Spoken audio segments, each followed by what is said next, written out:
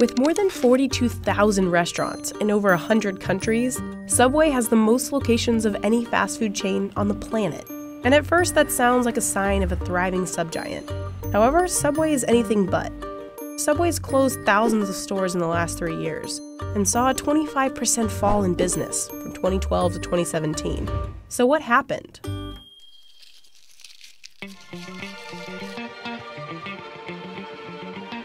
The chain began as Pete's Super Submarines in Bridgeport, Connecticut in 1965. 3 years later, co-founders Fred DeLuca and Peter Buck rebranded it to simply Subway. Subway's famous giant foot-long sandwiches are made right before your eyes, the way you want them. What was so compelling then, and still is today about Subway, is really an open kitchen format. In many ways, they really pioneered that and the ability to customize your sandwich. The brand redefined fast food with fresh ingredients that customers could see. Compared to other fast food chains at the time, it felt healthy. And it worked. By 1981, there were 200 locations across the U.S. And soon after, Subway went international. In the late 70s and in the 80s and in the 90s, everyone knew about Subway. I mean, they were everywhere. They're still everywhere. That's Joel Labava, an expert in franchising. While each store looks and smells the same, they're all independently owned franchises. The format is pretty simple. You buy a franchise, you get trained, they help you secure a location, they help with a grand opening, and you're open. You're open for business. Follow the several hundred-page operating manual, do the advertising, and customers will come in. Not only were Subway franchises successful, they were, and still are, one of the cheapest chains to franchise. It costs between $116,000 and $263,000 to open a Subway franchise. Compare that to opening a McDonald's, which costs up to $2.2 million. Because Subways were easy to open, the number of stores skyrocketed. Between 1990 and 1998, store locations rose from 5,000 to 13,200. And in that same period of time, gross sales rose by about $2.1 billion. Subway's success continued into the early 2000s. At a time when obesity was rising rapidly in America, Subway continued to market itself as a healthy alternative to fast food. One of their biggest successes for sure was the Jared Fogle story. Everyone remembers those ads where it's him in those huge pants where he's showing how he lost all of this weight. And that just made them so much money, and it really made people think about Subway as a really great health brand. It was one of the biggest advertising wins that any chain's had in recent decades. So that was a huge, huge part of their brand. Subway carried Fogle's success story for nearly a decade. But by 2008, the world was suffering from the effects of the Great Recession. And for many Americans, hunting for deals replaced the obsession with weight loss. So Subway changed up its message.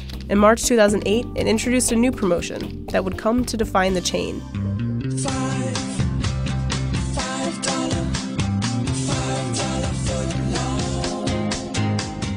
By August 2009, as other restaurant chains were struggling through the recession, the $5 footlong had pulled in $3.8 billion in sales for Subway, a 17% jump in U.S. sales from the year before.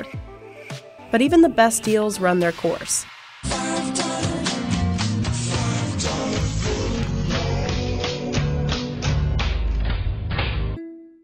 Starting in 2014, Subway sales began steadily dropping. Behind the scenes, many of the reasons for Subway's success had turned on them.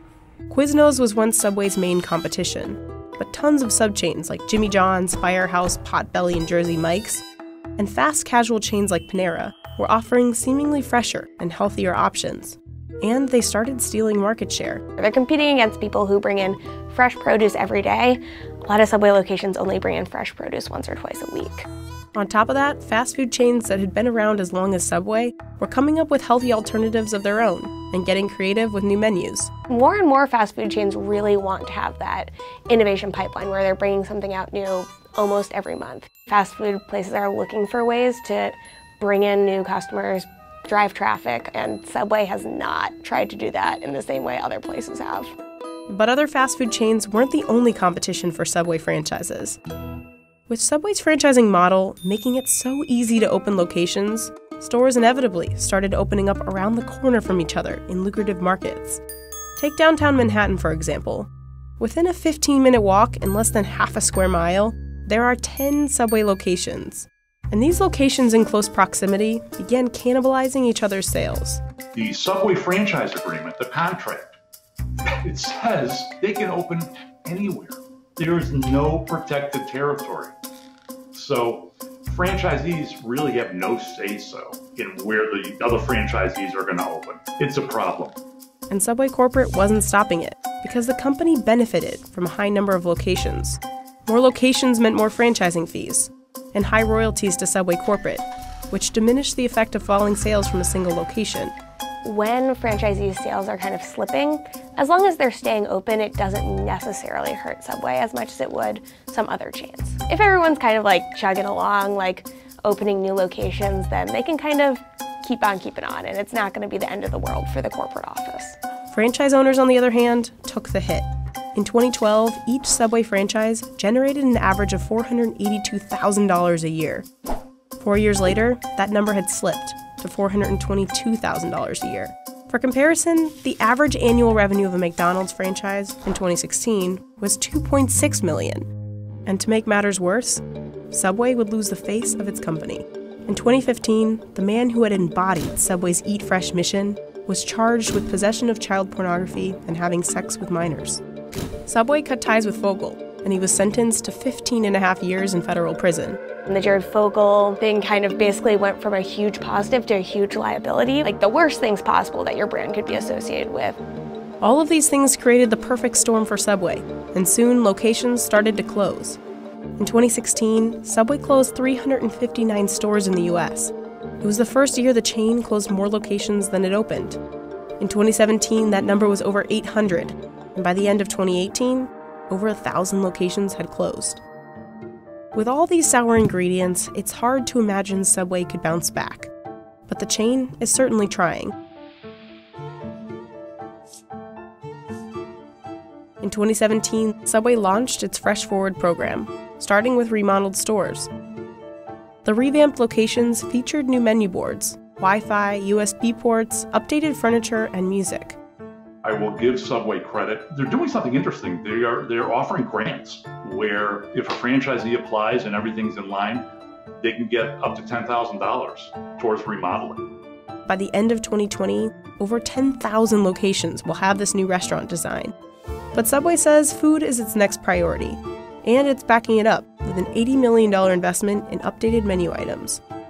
Subway's partnered with the media company Tastemade to develop hundreds of new menu ideas, like the Green Goddess tuna melt and the Southern-style French dip. In 2018, the chain introduced its cheesy garlic bread, its most successful promotion in the last 5 years. And in 2019, a line of ciabatta sandwiches and Halo Top milkshakes hit stores. Historically, Subway would evaluate about 6 or 7 new menu items per month, but we've set up a process and invested in capabilities where we're literally testing at least 100 new menu items every month. As for whether or not all these menu items and revamped designs will stop shuttering stores and dropping business, only time will tell. They need to figure out who they want their customer to be. I think it's really an uphill battle for them, but if they kind of go back to the basics, think about what people want, ask people what they want, and think about a little bit more innovation, that's kind of going to be a good start for them.